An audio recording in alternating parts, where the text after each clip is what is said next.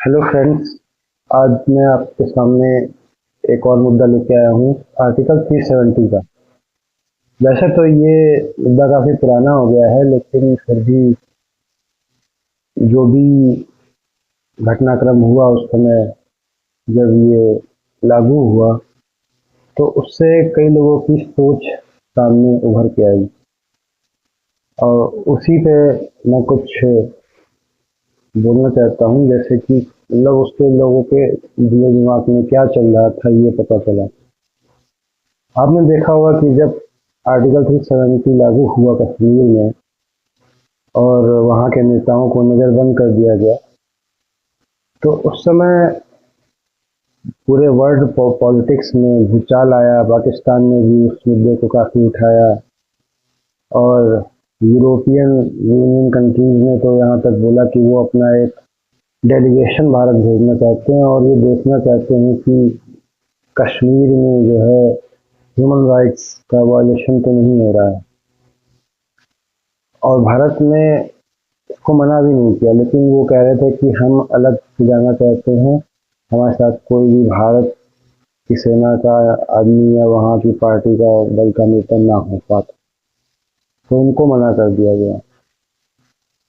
तो वो उस समय उनको इतनी ज़्यादा दिक्कत थी कि कहीं ह्यूमन राइट्स वायलेशन ना हो रहा हो। लेकिन पिछले 2-3 साल से जो युद्ध चल रहे हैं, जैसे रशिया यूक्रेन वॉर, जिसमें करीबन 10 लाख लोग से ज़्यादा मारे जा चुके हैं, और इजराइल गाजा वॉर, जिसमें इजराइल एक तरफा मार रहा है, 70,000 के करीब लोग वहाँ गाजा में भी मारे जा चुके हैं।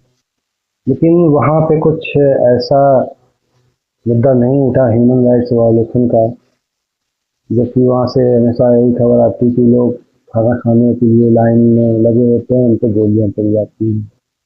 और यूक्रेन में भी ड्रोन से हमला हो रहा है, कभी यूक्रेन रशिया में हमला कर रहा है ड्रोन से, और उनको वारफेयर भी यही यूरोपियन कंट्रीज जो हैं उनको वारफेयर भी दे रही हैं।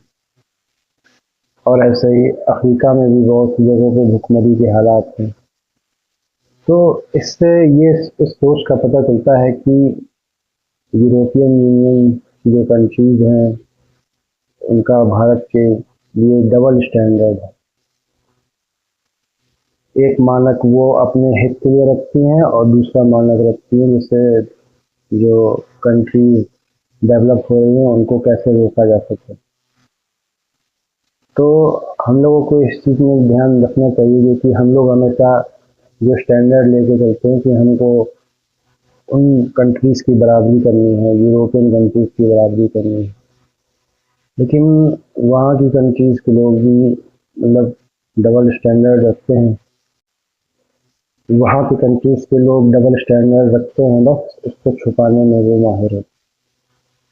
तो हम लोगों को इस चीज़ पे भी ध्यान देना चाहिए, जो खबरों के पीछे की खबर होती है, जिससे लोगों की इंटेंशंस पे पता चलता है। Thank you friends.